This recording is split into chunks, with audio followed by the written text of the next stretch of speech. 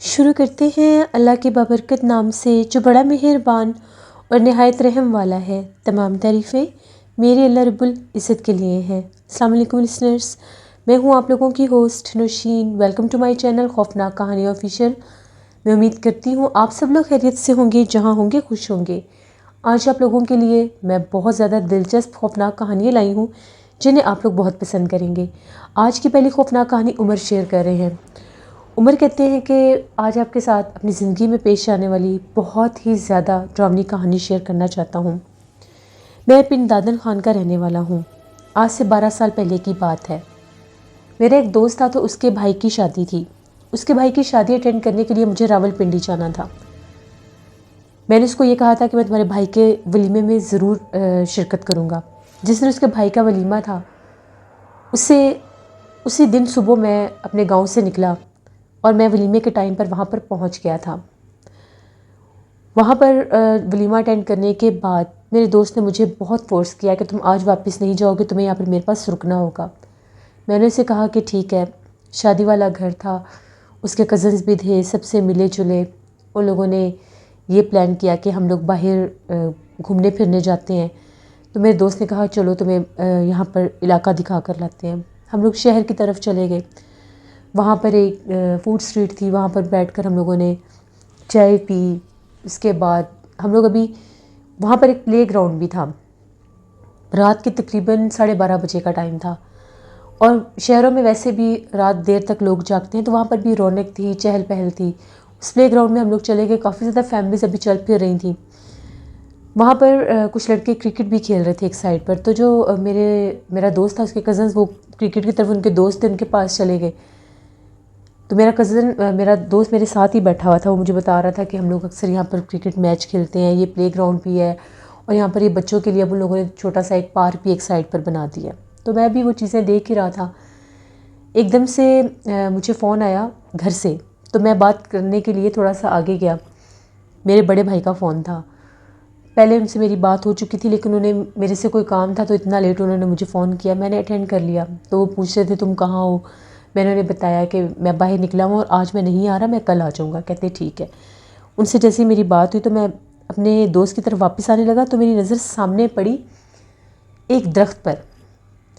वो दरख्त जो था उस प्ले ग्राउंड के बिल्कुल सामने ही था। सेंटर में वो जैसे एक फुटपाथ होता है, उससे दूसरी तरफ वो दरख्त था। उसके नीचे मैंने एक लड़की को खड़े देखा। सफ़ेद कलर का लिबास पहना हुआ था, बाल खुले हुए थे, हाथों में सुर्ख रंग की चूड़ियाँ थी। वो लड़की बिल्कुल सामने खड़ी हुई थी।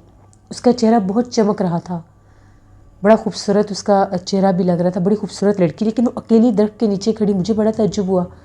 अभी मैं उस लड़की की तरफ देख ही रहा था, मुझे ऐसा लगा जैसे वो लड़की भी मेरी तरफ देख रही है। मैंने उससे कोई बात नहीं की, बस मैं उस लड़की को वैसे सरसरी से देख रहा था कि अकेली लड़की इतनी रात को यहाँ पर क्या करी। उस तरफ कोई रश नहीं था, उस तरफ कोई पार्किंग नहीं थी, उस तरफ कोई भी बंदा नहीं था। इतने में मेरे दोस्त ने मुझे आवाज़ दी। मैंने उससे कहा कि मैं आ रहा हूँ। मैं अपने दोस्त की तरफ जैसे ही पलटा, मैंने पीछे पलट कर देखा, उस दरख्त के नीचे कोई लड़की नहीं थी। वो लड़की कहाँ गई पता नहीं, एकदम से आंखों से ओझल होगी। वो मुझे कह रहा था कि क्या हुआ, तुम उधर क्या देख रहे थे। मैंने उससे कहा कि कुछ नहीं, मैंने भी वहाँ पर एक खातून को खड़े देखा, वो अकेली थी, तो अभी मैंने देखा वो नहीं है। तो उसने ये कहा कि यहाँ पर लोग आते जाते रहते हैं, लेट नाइट तक फैमिलीज आती हैं, तो कहीं चली गई होगी। खैर थोड़ी देर उसके कज़न भी वापस आ गए, हम लोग घर वापस आ गए। काफ़ी थके हुए थे सारा दिन के, वो भी फंक्शन की और मैं भी सफ़र का भी फंक्शन का भी। हम लोग सो गए। अगले दिन मैंने शाम को वापस जाना था, तो मौसम बड़ा अच्छा था, बादल बने हुए थे, हल्की हल्की बारिश भी हो रही थी। तो मेरे दोस्त ने कहा कि चलो बाहर चलते हैं, तुम्हें लियाकत बाग दिखा कर लाता हूँ। मैंने उसे कहा कि ठीक है चलो चलते हैं। वो मुझे अपने साथ लेकर लियाकत बाग आ गया। मैंने पहली दफ़ा लियाकत बाग देखा था। वहाँ पर एक मंदिर भी था, तो मैंने उससे कहा कि मुझे ये मंदिर भी देखना है। उसने कहा कि आओ, ये बड़ा कदीम और पुराना मंदिर है, एक तारीख़ी मंदिर है, तो तुम भी देख लो। मैं उधर वो मंदिर देखने लगा। मेरे दोस्त ने मुझे ये कहा कि थोड़ी देर में तुमने वापस चले जाना है, तो मैं कुछ खाने पीने का सामान लेकर आता हूँ, यहाँ पास में ही मेरे एक दोस्त की दुकान है, तुम इधर ही बैठो, मैं अभी आता हूँ। मैंने उससे कहा कि ठीक है। वो चला गया। वहाँ पर काफ़ी लोगों की चहल पहल थी, रश था, शाम होने ही वाली थी तकरीबन। तो मैं अभी वहीं पर बैठा था, तो एकदम से मुझे चूड़ियों की आवाज़ आई, जैसे बहुत ज़ोर से चूड़ियाँ खनकती हैं। मैं उधर मंदिर के सीढ़ियों के पास ही था, तो मैंने क्या देखा कि वही लड़की जो मैंने उस दरख्त के नीचे खड़ी देखी थी, वही सफ़ेद लिबास, सुर्ख चूड़ियाँ, खुले हुए बाल, वो लड़की जब मैंने देखी तो मेरा बहुत ज़ोर से दिल धड़कने लग गया कि ये कैसा इत्तेफाक है, ये लड़की यहाँ पर कैसे आ गई। उसकी आंखें बहुत ज़्यादा चमक रही थीं, बहुत बड़ी बड़ी आंखें थीं। मैंने अजीब सा वो मंज़र देखा कि कैसे ये लड़की दोबारा वहाँ पर आ गई। रात मैंने इतना क्लियर उसका फेस नहीं देखा था, लेकिन इसके बावजूद वो हूबहू वही थी। वो मंदिर की सीढ़ियों से जैसी आई, वो मुझे क्रॉस करके मेरे पास से गुजर गई। मुझे उसकी हंसी की आवाज़ आई। वो अकेली थी, मेरे सामने वो मंदिर की तरफ गई। फिरती फिरती एकदम से आंखों से ओझल हो गई। वो कहाँ पर गई, कहाँ पर नहीं, मुझे नहीं पता। मैंने आगे होकर उसको देखा भी। मैं बाकायदा सीढ़ियों से गुजरा, जहाँ जहाँ से वो गई मैंने उसे देखा, लेकिन वो मुझे कहीं नज़र नहीं आई। इतने में मेरे दोस्त ने मुझे आवाज़ दी, उमर तुम वहाँ पर क्या कर रहे हो, क्या ढूंढ रहे हो, क्या देख रहे हो। मैंने उसे कहा कि नहीं नहीं, मैं कुछ नहीं देख रहा, मैं बस वैसे ही मंदिर देख रहा था। देखिए मेरी हालत बहुत ज़्यादा गैर हो चुकी थी। हम लोग काफ़ी देर वहाँ पर बैठे रहे।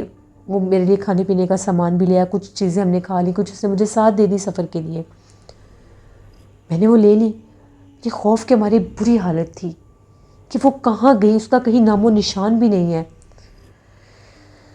हम लोग तकरीबन 1-2 घंटा लियाकत बाग में फिरते रहे। मंदिर से उठकर आ गए, मैंने सारा लियाकत बाग देखा, जहन मेरा उधर ही अटका हुआ था। हम लोग जब वहाँ से वापस आने लगे तो गेट से ना चाहते हुए मेरी नज़र पीछे पड़ी मंदिर की तरफ। वही लड़की मुझे दोबारा वहाँ पर दिखाई दी।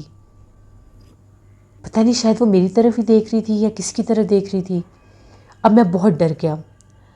हम लोग वहाँ से निकल आए, मैं अपने दोस्त के घर गया, वहाँ से अपना बैग लिया और फिर उसने मुझे गाड़ी पर बिठा दिया।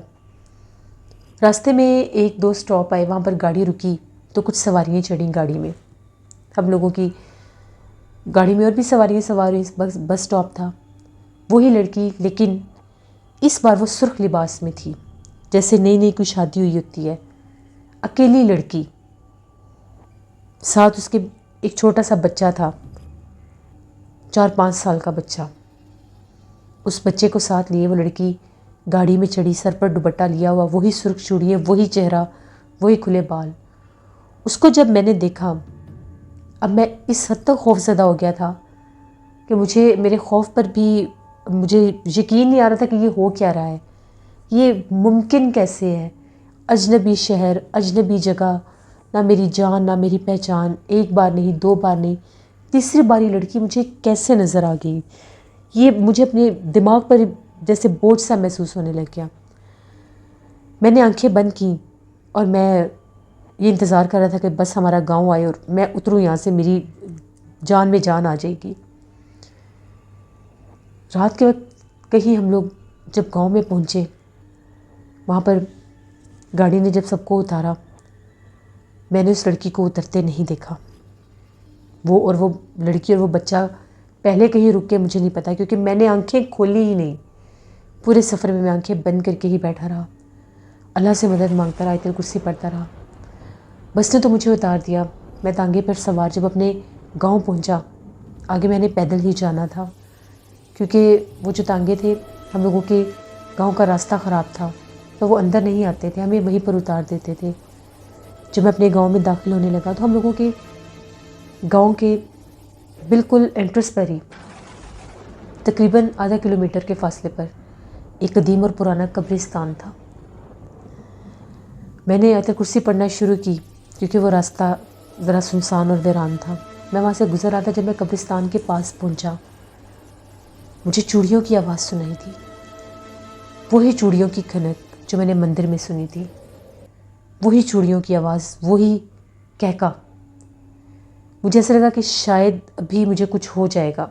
मैं थर थर काँप रहा था, मेरा जिस्म यक ठंडा हो गया था। जैसे ही मेरी नज़र कब्रिस्तान के अंदर गई, खुला कब्रिस्तान था, चार दीवारी नहीं थी उसकी, तो मैंने कब्रिस्तान के अंदर उसी लड़की को खड़े देखा, सुर्ख लिबास में। उसके साथ वो जो बच्चा था, उसकी आंखें यूँ चमक रही थी जैसे उसमें से रोशनियाँ निकल रही हैं, और वो मेरी तरफ देखकर हंस रही थी।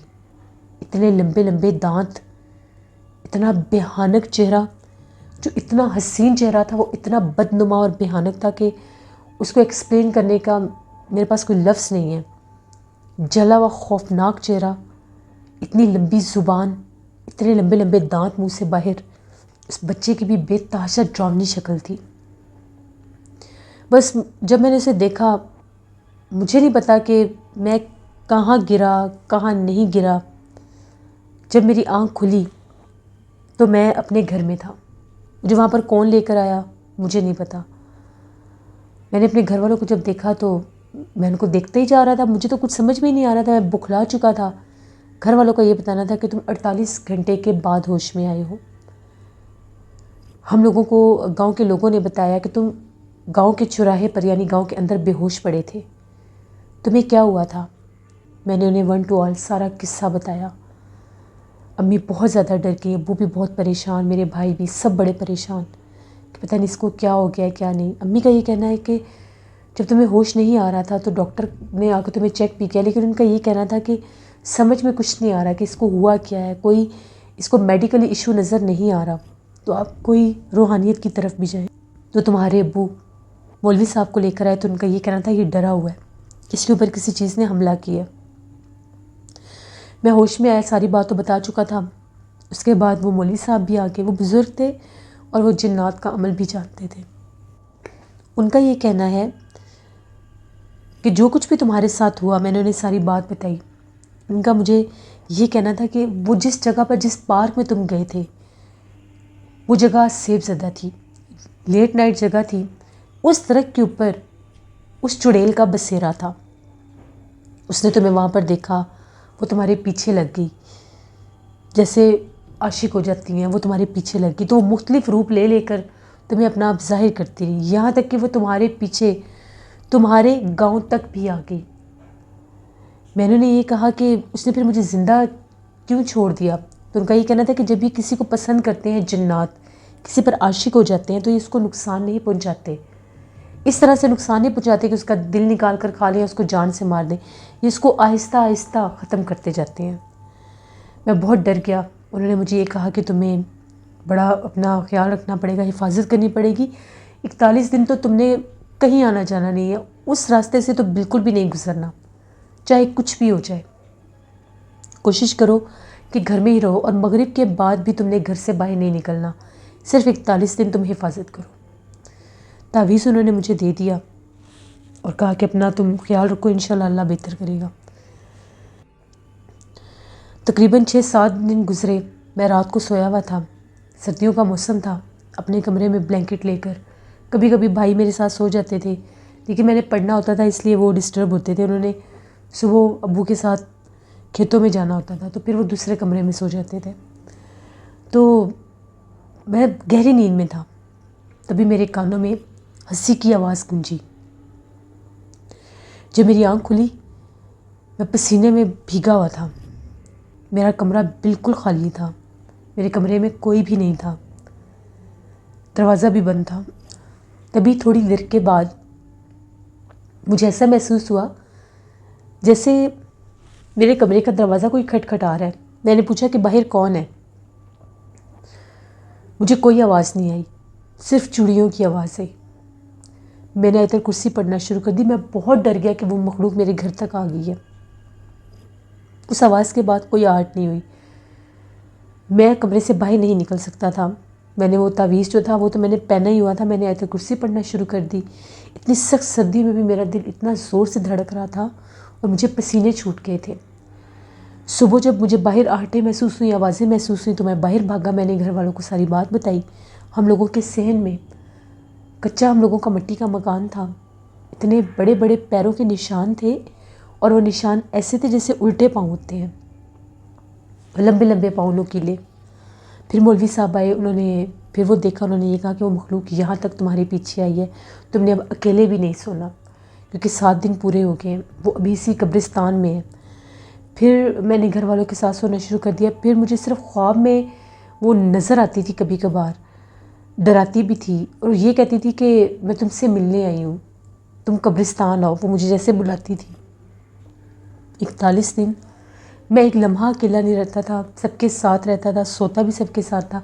41 दिन मैं अपने घर से बाहर नहीं निकला। उसके बाद मुझे वो ख्वाब आना बंद हो गए, मुझे वो कभी भी नज़र नहीं आई। ये मेरी ज़िंदगी की ऐसी खौफनाक कहानी है जिसे मैं कभी भी फरामोश नहीं कर सकता।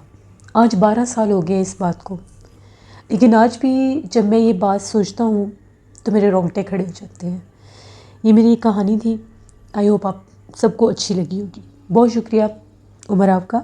जैसे ये थी आज की खौफनाक कहानी। अपना फीडबैक मुझे ज़रूर दें, आप लोगों को कैसी लगी। आप लोग भी अपनी खौफनाक कहानियाँ शेयर कर सकते हैं डिस्क्रिप्शन बॉक्स में दिए गए ईमेल आईडी dushinmir57@gmail.com पर। इसके अलावा आप लोग मुझे कमेंट बॉक्स में भी स्टोरी शेयर कर सकते हैं। मेरी एक लिसनर ने, नगीन गुल ने, आयरलैंड से मुझे बहुत हॉरर स्टोरीज़ शेयर की हैं। उनको मैं हॉरर स्टोरीज़ ऑफिशियल पर ऑन एयर कर रही हूँ, उनको भी विज़िट करें, आप लोगों को पसंद आएंगी। नीलम वॉइस ऑफिशियल मेरी सिस्टर का चैनल है, ये मैं इनके चैनल का स्क्रीनशॉट भी दे रही हूँ। इनको भी जाकर सब्सक्राइब करें एंड सपोर्ट करें। मेरा नया चैनल ब्यूटी हैक्स, इसको भी सब्सक्राइब करें। अपना बहुत सा ख्याल रखिएगा, अपनी ढेरों दुआओं में मुझे, मेरी फैमिली को ज़रूर याद रखिएगा। Thank you for listening my story. Stay blessed. Allah निगहबान।